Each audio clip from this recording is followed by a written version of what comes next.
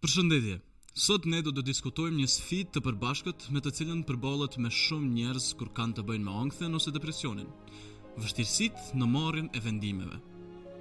Bërja e zgjedhjeve mund të ndihet si e lodhshme kur keni mendime negative dhe është e rëndësishme të kuptoni se si shëndeti mendor mund të kontribuojë në pavendosmërinë. Çfarë është vështirësia në marrjen e vendimeve? Kur dikush lufton në marrjen e vendimeve, ai mund të gjejë veten të ndihet i paralizuar nga zgjedhjet para tij, të paaft për të ecur përpara. Kjo mund të ndodhë kur frika për të bërë zgjedhjen e gabuar bëhet aq intensive sa parandalon veprimin krejtësisht. Për njerëzit që përjetojnë ankth ose depresion, pesha e marrjes së një vendimi mund të duket raskapitse. Çdo opsion mund të duket më të meta ose shumë i rrezikshëm, duke quar në pasiguri të zgjotur.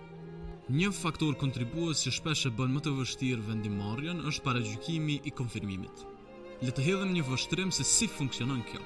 Paragjykimi i konfirmimit do të thotë të kërkuarit e informacionit që mbështet besimet tona ekzistuese, në vend që të kërkojnë fakte që mund të sfidojnë ose ndryshojnë këndvështrimin tonë. Për dikë që mund të ketë ndjenja të ankthit ose depresionit, kjo mund të nënkuptojë fokusimin në informacione që konfirmojnë mendimet ose frikën negative. Për shembull, nëse jeni duke luftuar me ankthin në marrjen e një vendimi, mund t'i kushtoni vëmendje vetëm historive ose provave që mbështesin frikën tuaj. Për shembull, të dëgjoni për të tjerët që morën vendime të ngjashme dhe përjetuan rezultatet negative. Kjo ju mbon në mendime negative, gjë që e bën edhe më të vështirë të esni përpara. Ose për dikë që ka ndjesi depresive, ata mund të kenë një tendencë të besojnë se asgjë nuk do t'i funksionojë. Kështu që ata kërkojnë informacione që mbështesin këtë besim.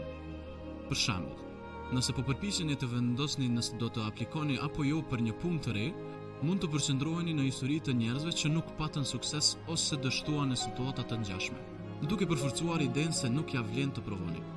Kjo formë të menduarit e bën më të vështirë marrjen e vendimeve sepse ju pengon të merrni parasysh të gjitha mundësitë dhe zgjidhjet.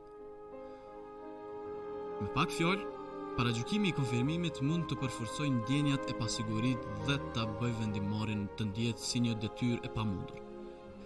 Njohja e kësaj forme të menduarit është një hap keq për të mësuar se si do ta sfidoni atë dhe të filloni të bëni zgjidhjet më të sigurta. Ndjekni videon e radhës për të mësuar disa mënyra për të marrë më lehtë vendime.